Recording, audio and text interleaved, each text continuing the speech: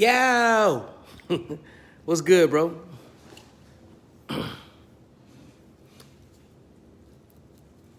Wakanda forever!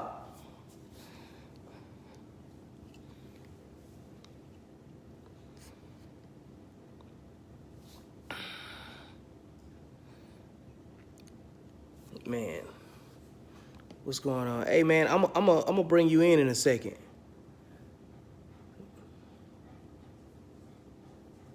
Let me see how I could do that for a minute.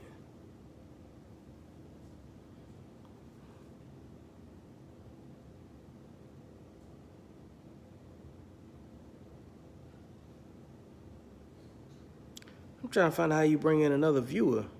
How we do this?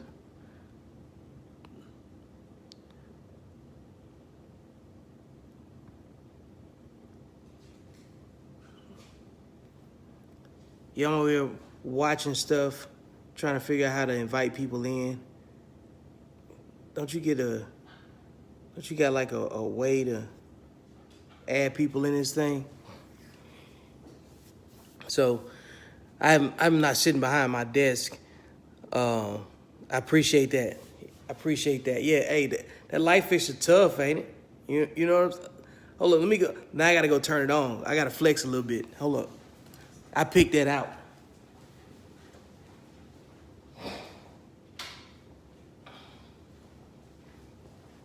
Hold up. I gotta walk y'all through the house. You know what I'm saying? I'm taking credit for that joint. So yeah, you see my light fixture right there. Look at that. You guys see that glow? And the wife got the wine fixtures up and stuff like that. This is my favorite spot in the house, though, right here. In the living room, that right there, that big-ass propeller with the background glow. Y'all see that TV? It's in the wall. You know what I'm saying? And we take y'all on a little tour through our kitchen. You know what I'm saying? Before, yeah, you remember you didn't see that unless you was like in like Home and Garden magazines or Sears or some shit. So let me show y'all what I'm working with in here. You know what I'm saying? My wife gonna get mad at me, but like them cabinets, real wood. That's all granite. That little package right there, that's snacks for the dogs and stuff right there. And we got this huge island, you know? So that's where I normally sit right there, a little dining area and stuff. Take y'all on a little tour. That's the couch and stuff. Them blankets up there for the dogs, because they get up there in the daytime and everything, so. Yeah. So, but that's enough of that, though. So, yeah, I've had some. So, I've come to the point now where my conversations. Okay, hold up. I'll take you back to the TV. Hold up. I got you, Trim. So, yeah. The TV is in the wall. See that? Let me get you right here on the side, you know? Oh, yeah, and here's the other thing, too. This ain't vain, this ain't flexing or nothing, but, like, this is, look, the name means something around here, you know? You got to claim your legacy, you know? So, but, yeah, this is our spot, man. This is what I'm working with. This is why I'm sitting here chilling. But so my days start with maybe one or two good conversations that change or redirect, validate, whatever about my energy, right? And so when I get there, it kind of sets the tone, you know, for my day. Y'all see I'm a little semi-cleaned up. I ain't got my hair retwisted yet, but I got a cut, though, today. So I had to quit feeling sorry for myself and do something about it and look like somebody a little bit. And right now, my dog is deciding to be rude like a kid. One of them, anyway. So, yeah, my first conversation of the day came from my man, Prey, who's watching right now. Me and him, man, we go back. I can't believe when I sit down and do the math, my 14, 15 years. And he hit me with a video by the NAFC, the NFAC. It's this cat, I don't even know his name, and I'm glad that I don't know his name. It's one of them situations where, like, you know, you want to maintain autonomy. Hang on a second, let me let my dog out. Come on, man. Man, what you want? Yo, you being real disrespectful right now. Hey, for any of y'all that got dogs, they do stuff like kids sometimes. They don't want nothing from you, and then all of a sudden when you get busy, now they got a request. Well, one of my dogs, Polo, is like that. He starts huffing and puffing. You might hear him growl a huff again in the background in a second. But he wants to go outside and fight Mia. Oh, let me just show y'all like what's going on right here. Hey, man. Hey, like now you ain't got nothing to say? I'm trying to have a chat. Mia, would you go outside and fight him so y'all can just get it over with? Because he finna get on my nerves in a second.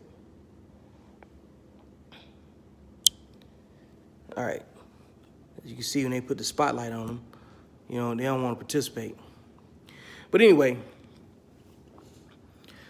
in the course of my day, I had a conversation with Prey probably about an hour. I think it might have been about an hour, longer than that, but it was necessary. And in my 14, 15-year friendship with my guy, you know, he put me onto a video, chopped it up with him about it because I needed time to watch it because he don't send me stuff all the time. So when he does it, I make sure I take the time that it needs to dissect it, listen to it, and break it down. But in the course of this video, which is at the link in the caption, because I need everybody that's watching this right now to go check the link out and you know what I'm saying, and see it for themselves. So go to bed. Yeah, go to bed. So I need everybody to check the link out at some point after this video, because in the course of this video, it breaks down his first-hand account of him being on the ground, boots on the ground, during in the area where Ahmad Arbery was killed. And it makes so much more sense just from that take. I'm not taking it as absolute fact, but it sounds a lot more plausible. And that's up to you to decide once you guys check it out. And in that video, I had to call Prey about it and talk to him and chop it up with him and let him know I appreciate him for sending me that, because we've been talking a lot about protesting, marching, and you know what I'm saying, and everybody unifying or whatever. But like, we got to start talking about what does it look like when we get on the other side of this thing. You know what I'm saying? Because we will get on the other side of it. What does it look like, though? We don't know that part. And so everybody's riding this emotional highs, and yeah, we are going ham, you know what I'm saying? We're putting the information out and calling people to task behind the things that they have co-signed and believed. And now I feel like these folks that have supported some form of mild racism, deliberate, overt, or covert, they are markedly uncomfortable right now. Either they're extremely uncomfortable and it's not in my timeline, but I just know it's not in my timeline. Things that were easy to say 4 years ago are not comfortable to say anymore. Like the immediate response for Black Lives Matter used to be All Lives Matter, and then there was no consequence. But like now, people are getting flamed up. Look at Drew Brees, man. Just go on Twitter and see how the response is for that. I saw this one video with this chick, this young girl, name was like, I think her name was Haley, and she was recording her interaction with her parents, and they were deliberately opposed to the idea that Black people are from an oppressed background. So, and that was based on that parent or that parent couple's bias, you know, and watching that 13, 14-year-old girl unable to break through to her own parents and watching them be comfortable with the racism that they were spewing, was extremely, like to me, it was like welcome to our world. And then it was kind of like frustrating for her because we fight these battles on a regular basis too, you know, and it's our norm. But like she just only got a glimpse of it. But the fact that she was able to have that conversation at the age that she is going to stick with her a very, very long ways. And we got to understand something too, that what we're trying to affect, the change that we're trying to incite, requires a blueprint for them to follow, because we only know how we feel. They have never had to assimilate to anybody else's way of living. They don't have the empathy that we wish they had us. Otherwise, we wouldn't be having this conversation. We wouldn't have this outrage. But in the course of that video, it got me to thinking, what does our protection look like on the other side of this? How do we get kinetic instead of reactive? How do we become so proactive that it becomes a new standard? And in this video that I'm talking about, this man describes, a collage of nothing but prior service vets that are all straight up militia guys. They went down there, got on boots on the ground. I remember seeing videos of it, but I hadn't seen the follow-up that came with it. And when he went through the phases of because it was a full-on operation, he went down there, went to the community where Ahmad Arbery was killed, did some backtracking to kind of understand, like what Ahmad Arbery had done, and then it put that video snapshot that we saw of him in that empty house in a completely different perspective to me, because it didn't make sense from the way it was initially reported in the media to what his perspective was. And it implicates a whole lot more people than just what we're looking at on TV. And it's always the case, right? But the detailed description that he gave put me in that neighborhood mentally. I could visualize what he was describing because the guy's prior service, like he said, everybody was ex-military and stuff. And then he even described a situation where he had an interaction in Hinesville with the police that could have potentially cost him his life, because it is Klan country down in Brunswick, as we've seen. That entire neighborhood where Ahmad Arbery was located was Klan country from the guy's recollection of what he was talking about in the interview. He also talked about it's not just Klan country, like where it's just Trump sympathizers and Klan country folks, but they have an early warning network there. Like he said, when they pulled up, strapped up, vested up, bulletproof, everything,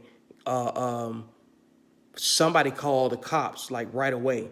And they ain't just call them and they showed up with like sirens and everything. They pull up to observe, and then once they recognized that they weren't equipped as the force that was there, and I say force because the way the man described it, they were a troops on the ground presence.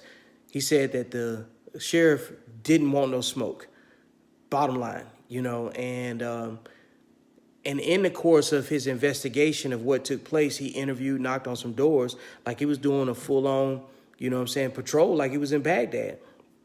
So, and in the intel world, we call that human. It's called collection, human intelligence. So he knocked on a couple of doors, and he got to one lady that told him, "I'm so glad you guys came down here." And it was a white lady at that. And she was telling that these guys are up to no good on a regular basis. We don't feel safe. So it's even citizens in their own community don't feel safe.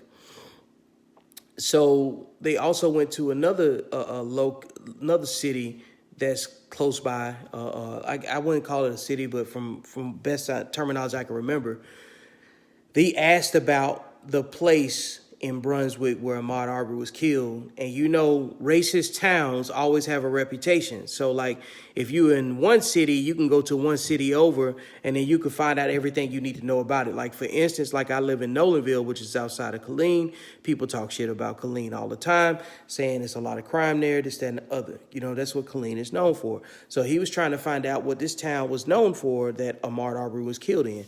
And it echoed the same racist type of energy. And also the town where Ahmad Arbery was killed was a ways away from where Ahmad Arbery actually lives, from what he described. And he said that the place had a one-way in, one-way out type of setup. So where Ahmad, so now this brings you back to what I talk about the video clip. The video clip that we all saw shows Ahmad Arbery looking inside of a house, you know, and the house is unfinished. The house has been visited multiple times. But when I put that video clip with the conversation that the guy was having, it makes it, to me, I can see a man that's looking for a place to hide because he's being hunted. And because of the construct of the neighborhood, it's only one way in and one way out, which comes back to what Brian hit Ahmad with his car that Trim brought up, and which goes to a larger point that paints the picture that he was actually hunted down. And so he also went into the reasons why Ahmad Arbery was believed to be in the neighborhood, and he also said that it's possible that Ahmad Arbery was dating some white girl that lived there that the neighborhood didn't care for. You know what I'm saying? They just didn't care about that. And everything's just so cliche and simple when it comes down to it in terms of the speculation, but it's not far-fetched from reality. I don't think it's a complex thing. I think some racist white dudes wanted to kill a black guy, you know, that didn't live in their neighborhood because he was dating one of their white girls or something to that effect. So there's a lot of basic stuff that, you know, is usually associated with a complex problem. And just like most of us saw when Brian had the video and released it, it was because he was trying to get in front of it to arm, you know, to protect himself, even though he was likely complicit in the whole thing. You know, nobody's that ignorant to believe that he all of a sudden came to some level of an epiphany that, you know what, I'm going to do the right thing and release this video and I'm going to get clear of it. And just like any situation where you see people go down at the department, it's all corrupt, and then it just kind of spirals downhill. And so right now where we are is a residual of those guys going into that neighborhood, doing a little bit of investigation. So, and in the course of the investigation, they were there because the mother put it out too, you know. But the investigation yielded the results of causing dissension amongst those killers that are now locked up. So I think that this video is very important for you guys to watch. The guy's extremely informed. I don't get from the video that he's trying to spark anything. I think he just took it upon himself to be the leader that we need, you know, in that particular moment, to get down there and go get a firsthand picture of what the media is not painting. Yep. Yeah, St. Simon Island is in Brunswick. Yep. I connected to Brunswick for almost 20 years. It's full of racism. Yeah, absolutely. And this is coastal Georgia. Like, I remember times when I told people I was going to the beach when I was stationed at Fort Stewart, and they was like, Georgia got beaches? So this is one of the places where a lot of black people don't know beaches are actually in Georgia, you know? So it wouldn't shock me that white people feel like that is to their advantage to maintain their own autonomy within Georgia and kind of living an unbothered life. Now, mind you, people in Georgia know that, you know, beaches are in Georgia probably, but like by and large, nobody would think about, you know, I think I'm going to move to Brunswick. You know, you wouldn't regularly know about that area unless you were stationed at Fort Stewart or you was from there, unless you had family there or something to that effect. So that video was pretty important to me today in terms of me watching it, and what I got from it. And then what came from it is the conversation that Prey and I had about, how do we deconstruct what the situation we got right now and move forward, because everything's ongoing. The noise has been made. We got to already start talking about, like, how do we protect ourselves and what does the future look like? So in that moment, I had been talking to a couple other my friends about, like, what does it take to get a militia going? Like, we kind of need that, We got to protect the people that we think add value to the culture. And lo and behold, I get this, I get that video, and it pretty much changed my tune. Not even changed my tune, but it opened up the conversation about, like, what does it take to create a militia? You know what I'm saying? Because that's what we need at this point, because we can't rely on the police to protect us. I know people say black people need to get armed. That's cool. But if you're not organized, being armed, and not being able to organize in mass as armed, I don't know how that works. I don't think that that's very productive. It doesn't send the message. But like the result, just in giving, in the guys getting on the ground, strapped up, walking in the neighborhood, knocking on doors, and everybody being black, brought about a level of accountability that fear had to be part of, because that has been the major tool to disenfranchise black people. And let me give you an example. It's not the fear that white people have traditionally put in black people. It's the fear and misinformation that they've sown. Hey, Troy, I'm with you. It's the fear that they have sown into their non-trigger pulling white people, to sell fear to us so they can maintain control of their own folks. Because everything comes back to they don't want to integrate, and we fear integration because of how things have perpetuated, themselves over time. He goes on to say a few things about being lumped into, a minority or people of color. He said, no, I am unique. I am black, and we need to own that. You know what I'm saying? There's pride in that. And my man said they were looking for the spirit of Martin, but I came with the spirit of Shaka Zulu. And that's kind of the way I operate, you know what I'm saying? Like, in terms, I'm more aligned with that. Like, Malcolm is the intellectual that knows how to deliver the message. And all of us need a little bit of Malcolm as far as leadership. And we need same things from Martin, too, because be able to speak to different demographics within black people as well. But the spirit of Shaka Zulu is a different animal in terms of the tactical approach. And so on the other side of this thing of how do we protect ourselves, we need to find a way to integrate the spirit of Shaka Zulu. You know what I'm saying? And then we need some people to come with the spirit of Mansa Musa, who was the richest black man. You know what I'm saying? So like it was a real conversation that I was able to connect with, and based on some information I received, and I feel like I added something to myself. I try to take the first couple of hours out of my day to read something or watch something that reinforces what I'm trying to become and what I'm trying to be a part of with other people as well. And then it drives the next conversation that I have. So yeah, like in that moment, that was what I needed to carry on to get my day started. Then the next thing I get is Drew Brees. I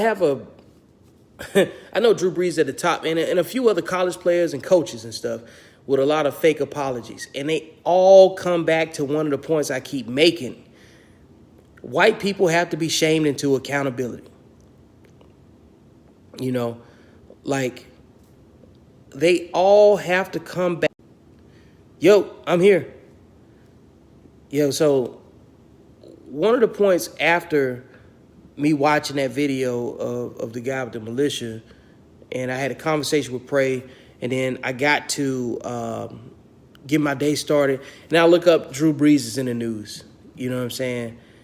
Issue an apology about his fake pseudo-patriotism, about his granddaddy fighting in wars and shit like that.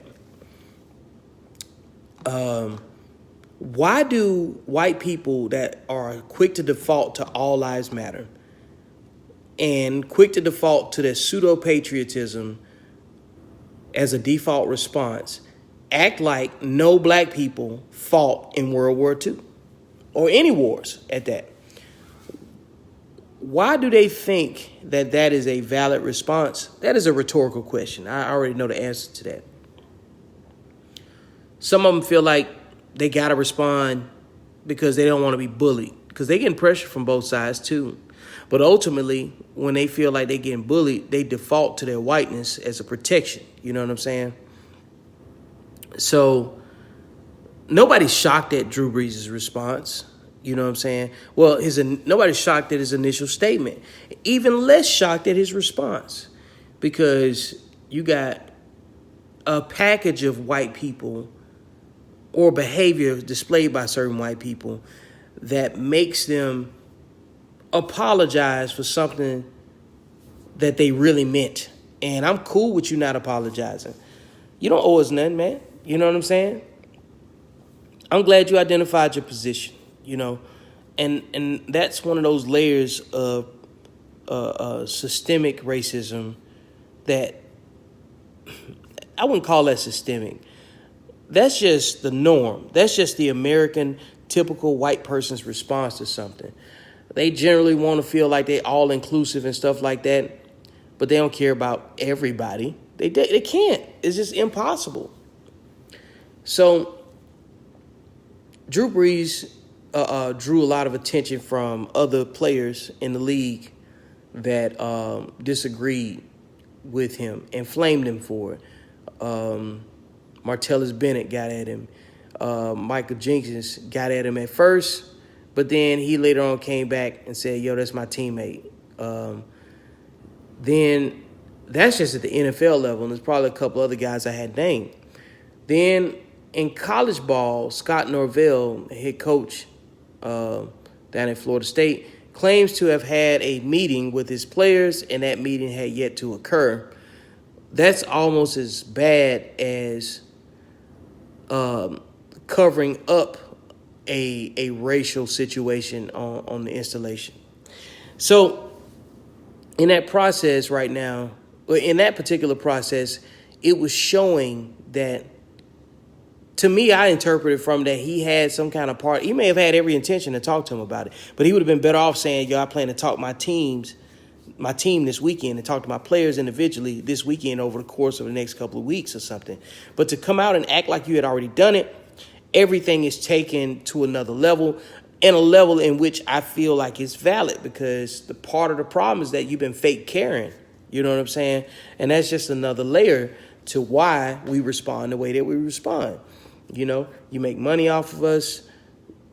Look, there's no sport in America that wouldn't be better without black people.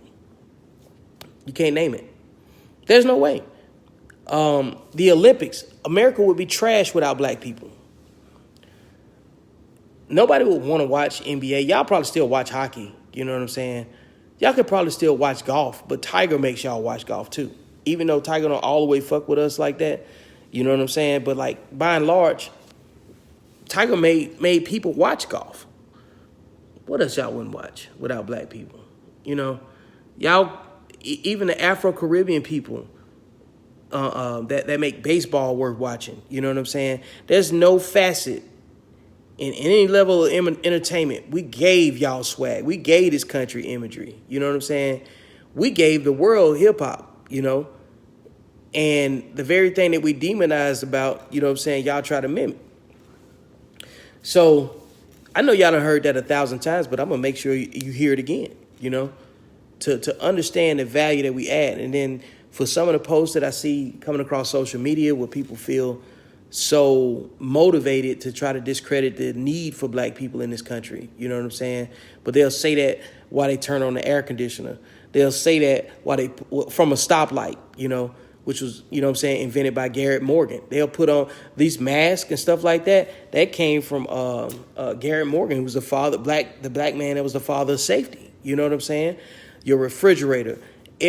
Almost every damn thing that makes your life go, black people had stake in that. When you turn the light on, people give Thomas Edison credit for, the light bulb and stuff. But it was Lewis Latimer that fixed the filament that stopped the light bulb from burning out. Blood transfusions, you know what I'm saying? All of that. Stem cell research, cancer research, you know what I'm saying? Y'all don't even know about Henrietta Lacks. But it's just too many people to name that's made so many solid contributions to society. And we have to echo those things every day simply because white people feel like we roped a day off, which, roped a month off, the shortest month of the year, to just talk about black people. But y'all got to get all of us all the time. You know what I'm saying? Like, we are in you guys going to get all the smoke for a very long time from us. And that's the backside of it. This is a buildup. Now we're getting to the point where, we're getting ready to get on the other side of all of this emotion that's being spilled out and try to organize. And it's going to be multiple factions organizing in different ways to make things happen. You know what I'm saying? On behalf of folks that have not had the same access to situations that make them grow. And then I got to thinking a little bit deeper about what does George Floyd's situation trigger? Not just a protest, but we talking about, equitable justice, okay? So we've seen Minnesota get hammered, you know what I'm saying? Minneapolis specifically get hammered, due to negligent police. And I'm also say this every time too. Minnesota deserved to be on fire since 2016, since Philando Castile died. But if Minnesota does not handle this the right way, that Ahmad Arbery case is going to be another touch point because people are inspired right now. You know what I'm saying? And it won't just be local folks in Georgia that pull up and you know what I'm saying, and have a say in how this goes. Because by now, the location of where Ahmaud Arbery is known. You know what I'm saying? It's out there. There will be mobilization like you haven't seen before. And that's not me calling for it. That's just because it's going to happen, period. You know what I'm saying? Because mind you, black people showing up isn't a provocation. It's a reaction, okay? So one of the things I saw was that Georgia doesn't have, from the mild things that I've read, I don't know everything about Georgia law, so somebody chime in if they feel the case to do so. But one of the things I saw is that Georgia doesn't have a defined hate crime. But the boy, Brian, that had the phone can be overheard calling Ahmaud Arbery a nigger. You know what I'm saying? During the recording of the video, towards the end of it, rather. Or I think it captures some audio of somebody calling him a nigger. But either way, there's plenty enough information there to let you know that this is enough to pursue federal involvement. And I think that that's where it's at right now. But if they don't handle that case the right way, it's going to go bad. And then I try to compare that situation to something that didn't necessarily go that way, to a milder situation. But like, I don't have the link right now, but I do remember a case in 2015 or 16 where a black family was having a birthday party in a park and a bunch of racist redneck folks pulled up on them in trucks, brandishing guns or whatever. Anyway, it was deemed a hate crime. That's what I think. Communicating terroristic threats. I don't remember all of the charges, but they got convicted for about 25 to 30 years. And I had never seen anything like that. And I guess it was just so overt that nobody could turn away and didn't nobody want that smoke either. You know what I'm saying? So that was a case where there was no act of violence that was committed, but a threat was communicated and nobody died. So in that situation, it's kind of unique because when they talk about the Ahmad Arbery case, there's no crime scene because it wasn't reported as a crime. There's no evidence. There's no forensics. So when they start getting into the letter of the law, we don't know what a conviction looks like and if it's feasible or whatever. So, you know what I'm saying? I'm not telling you get prepared for that. I'm just saying that based on information available, it doesn't look like there's a crime scene for them to try to legislate against them. Now, what that looks like if they fuck up and do that is something else, you know? So that's something to keep in mind, you know? We need to follow that. It shouldn't lose sight.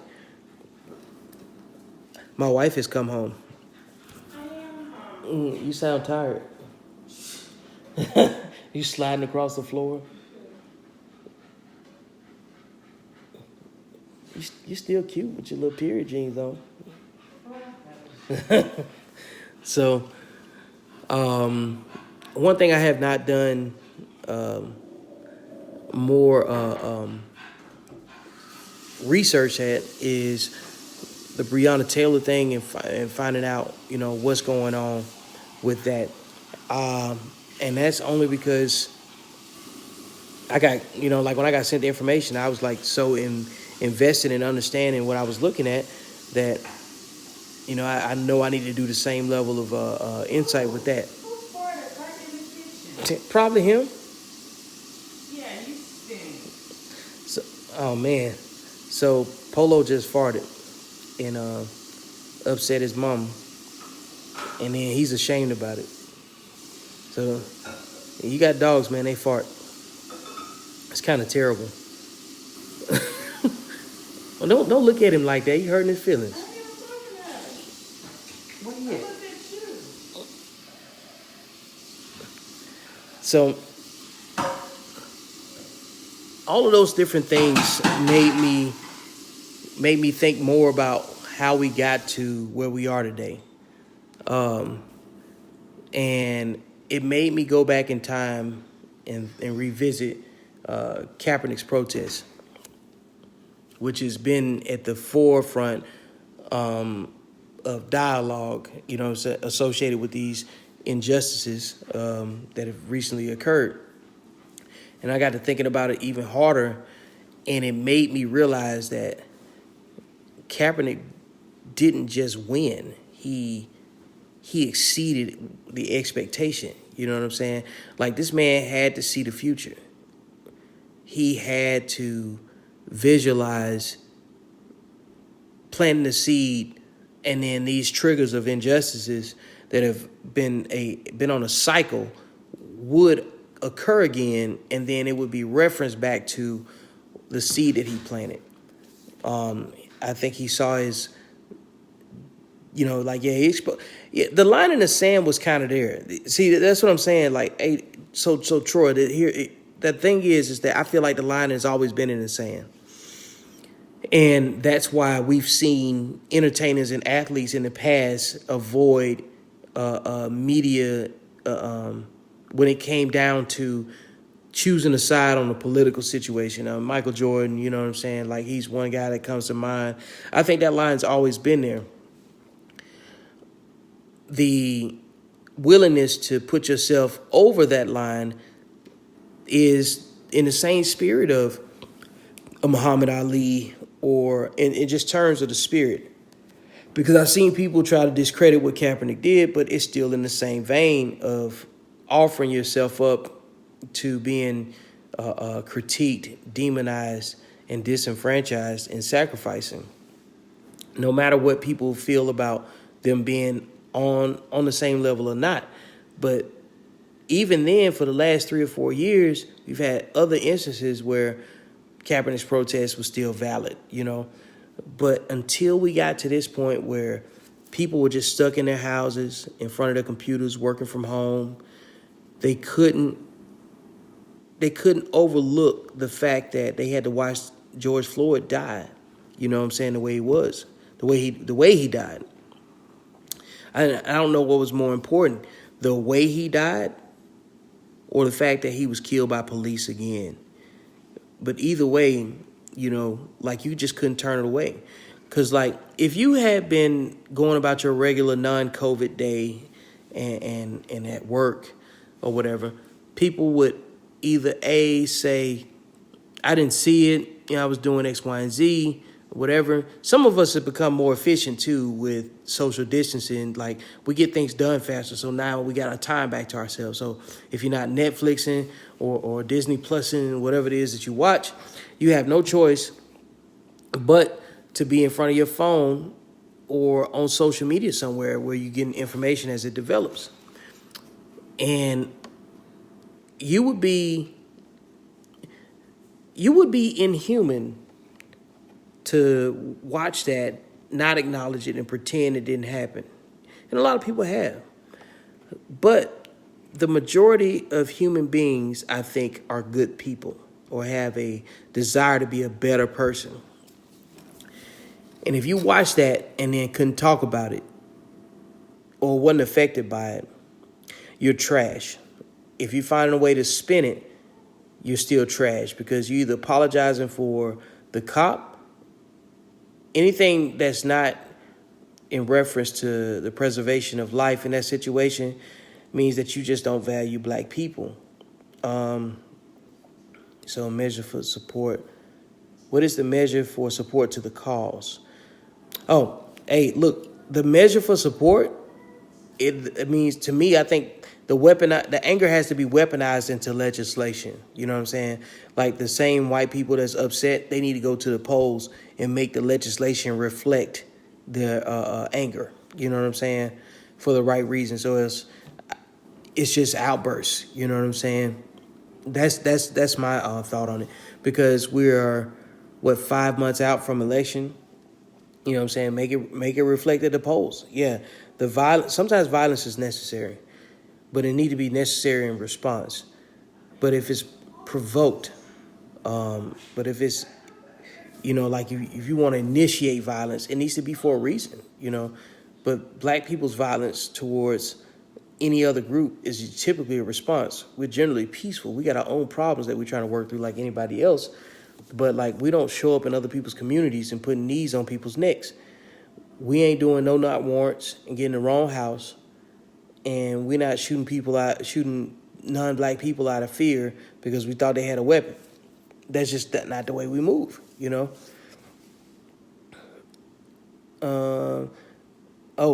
Said a girl that filmed the incident is being treated. Oh, man, look.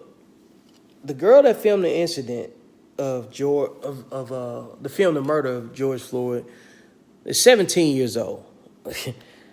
I saw some people threatening her life, and I saw reports of it rather, and that's why the militia would be important at that point in time. I think definitely she got to be protected locally first.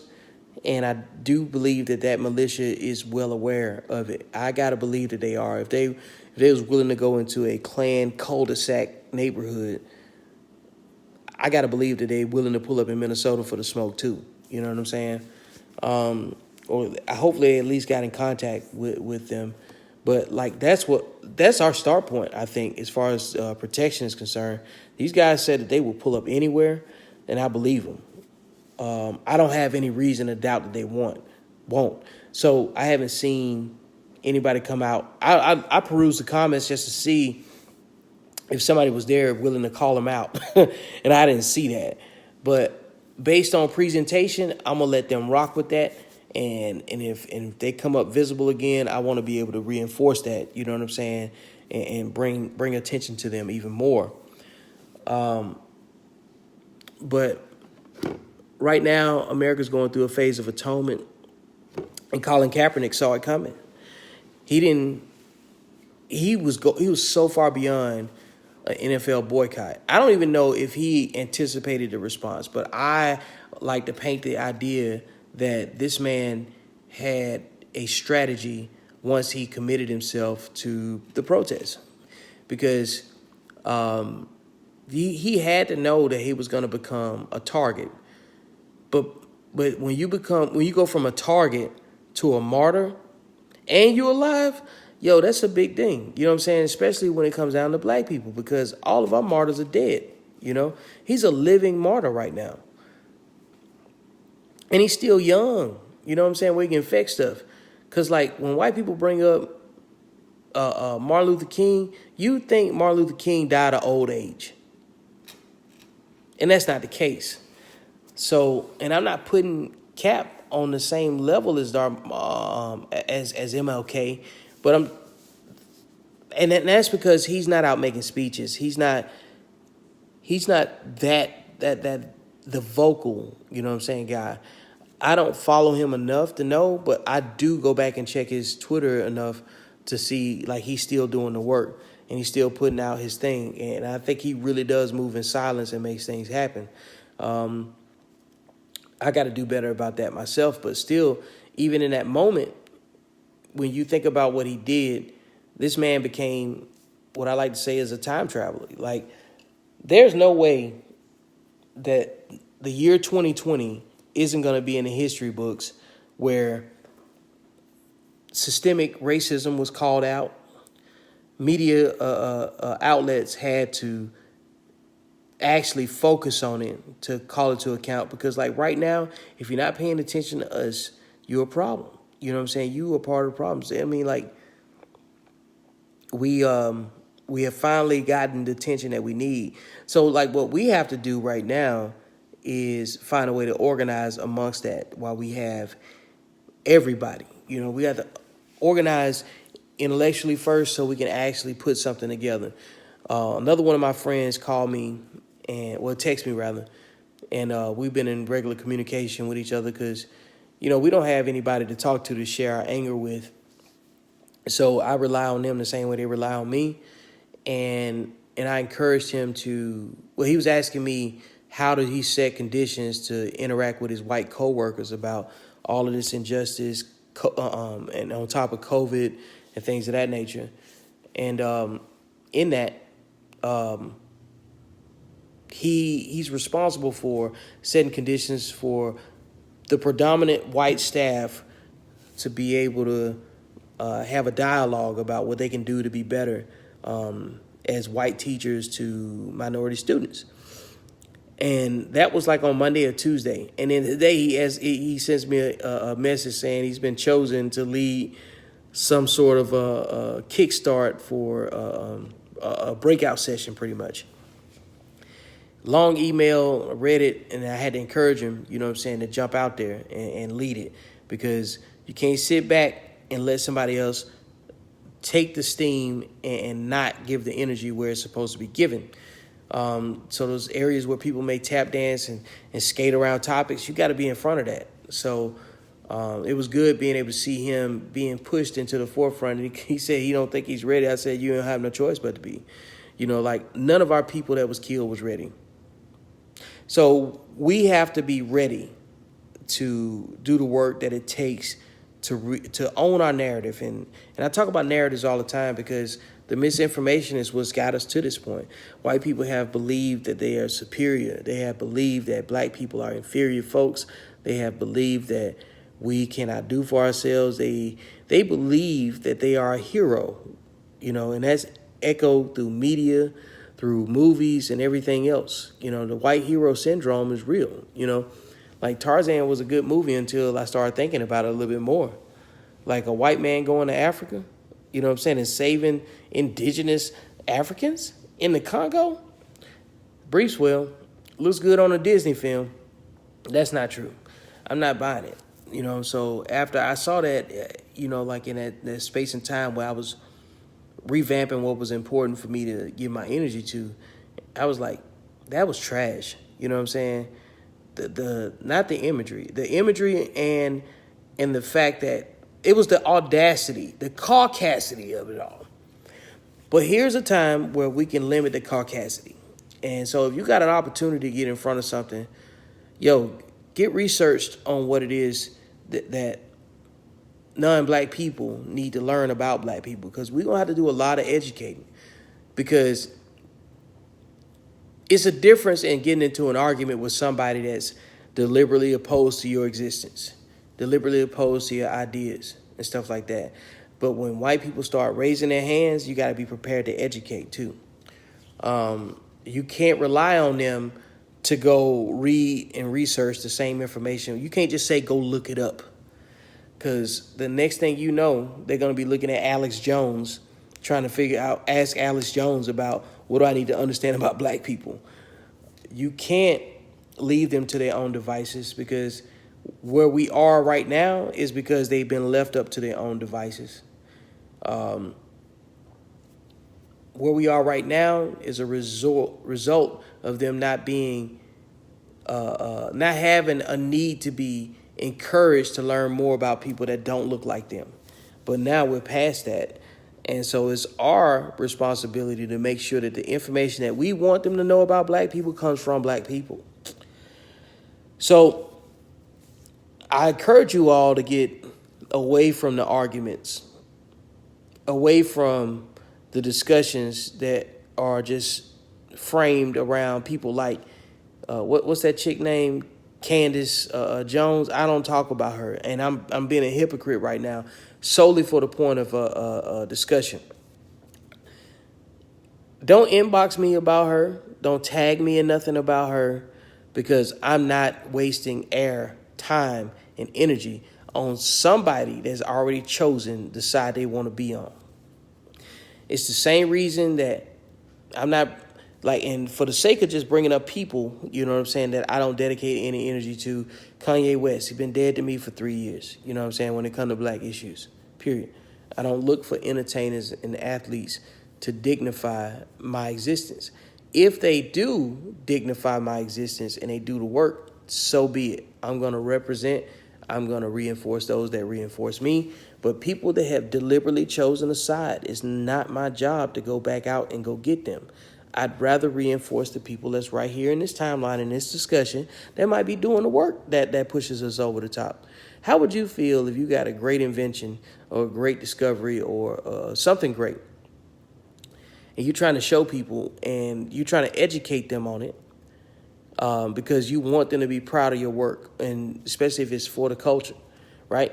And then the minute the Cash Me Outside girl shows up, now you want to have a whole conversation and discussion about somebody that's stupid.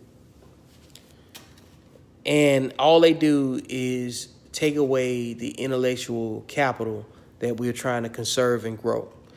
So right now, we got to figure out how to take all of this anger that we've been communicating in our existence, all of the spheres of poverty that our ancestors experienced, and weaponize that into a bit of a dialogue for the non-black people that's looking to you to say, hey, man, look, I've been fucked up for a long time and I want to do better.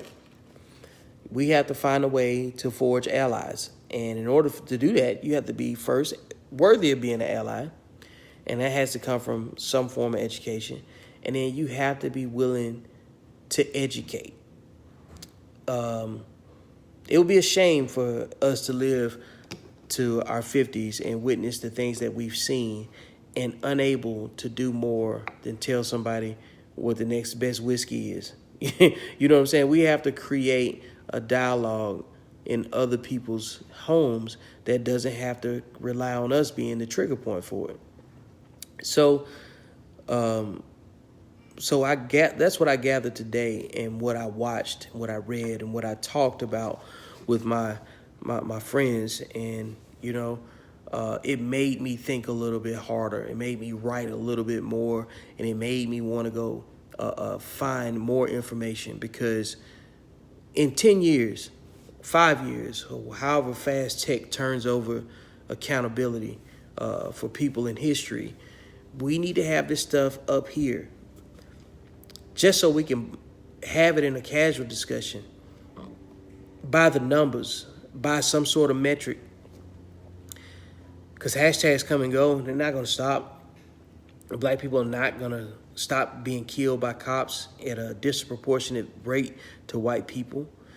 White people still haven't accepted that by virtue of numbers, black people get killed at a higher rate. They're quick to default and say, well, more white people die at the hands of cops. Well, it's more white people. You know what I'm saying?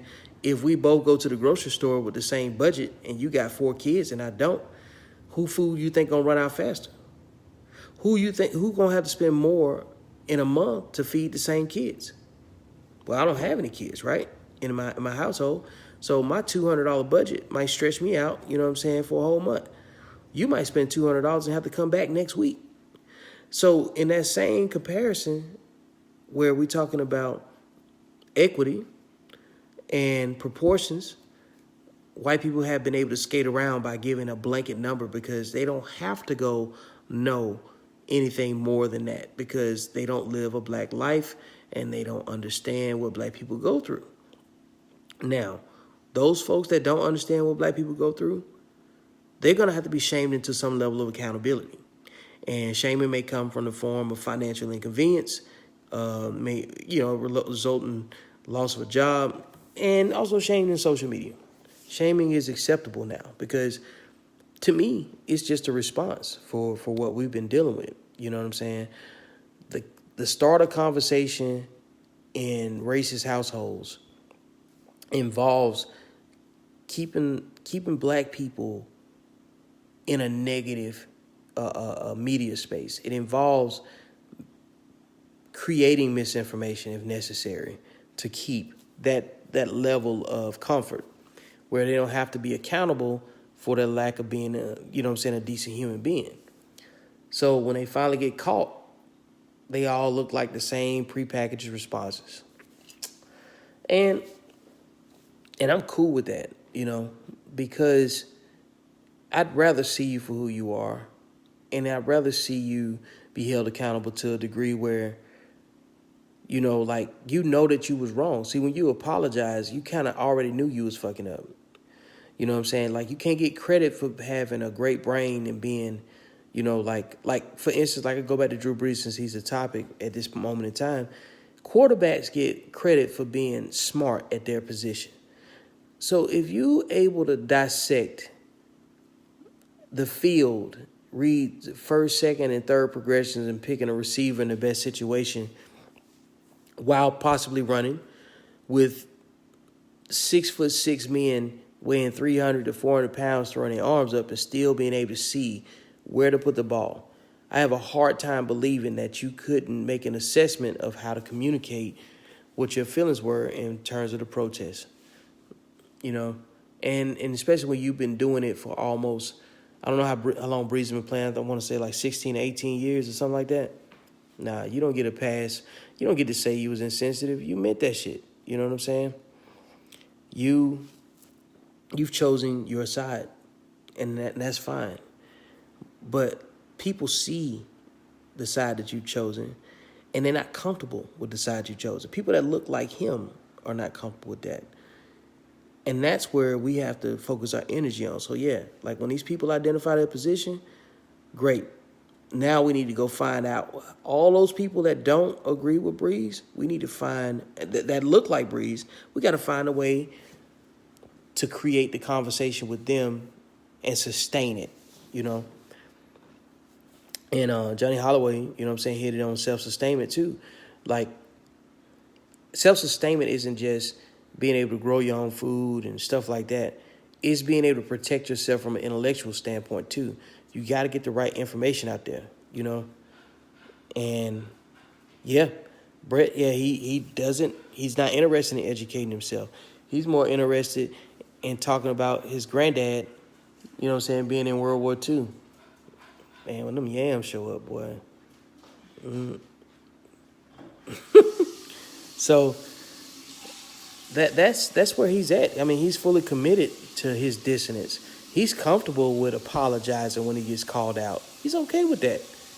So now, that's just yet another example why entertainers and athletes need to, make sure they choose whatever side they're going to speak on, or either just stay out the way and be silent. He would have did better just being quiet. But since he's out there, now he's getting lumped in with Scott Norvell, Jake Fromm, that player from, I think, Oregon State that said some crazy shit about black people. And a whole lot of other people that have recently come into the media space, and I'm sure it'll be all over Twitter in the morning behind something else too. So, I didn't have much else to drop. Let me see what's in the comments, man. I'm gonna get up off of here in a second. But yeah, I implore everybody to check that video that I got in the link, and then we're gonna come back and we should discuss that too. Again, after everybody's watched it. It's about 45 minutes, I think 45, 50 minutes or something like that. Let's see here. Educate yourself. Black people have fought for this country since 1700s. Black people view the flag a lot differently because it does not represent the same to y'all as it does to white people. Absolutely true. And Brett, what you're gonna meet is that white people are gonna respond, well, we're all Americans. No, we're only Americans during the Olympics. When it's convenient. When we're doing shit for America. You know? So, as long as we're making, you know what I'm saying, America look good on the world stage when it comes down to it, but white people never make black people look good, make American black people look good on the world stage. When they have a chance to just be simply human. Not outside of competition. Outside of competitive sporting events, white Americans have no history of, you know, putting black Americans in the forefront and resourcing them properly. You know what I'm saying? Unless it benefits the country. So, but what they miss though is that we can be a greater benefit to the country if legislation reflects, you know what I'm saying, the words of equality that the U.S. has been known to stand for over time. And like I've always said, and I'm going to end on this note right here. And I make sure I end this way. Nothing in America has ever changed socially, politically, or financially until white people were either shamed into accountability or they decided to change it because they had a different agenda for themselves. And imagery is powerful. These images that we've seen from the year 2020 should not be the first images. I don't care which images they are, as long as it becomes a catalyst for some level of progress that I like to see happen in my lifetime. You know, I'm okay with it, you know. But yeah, that's all I got right now, man. And I'll leave y'all with that. I hope y'all enjoyed the video. I hope y'all play it back. I hope we take this and grow. Y'all check the other video too, man, and follow me on YouTube. I'm gonna post this on my YouTube page as well. And you know, we'll stay in contact. Peace out. See y'all on the timeline. 1.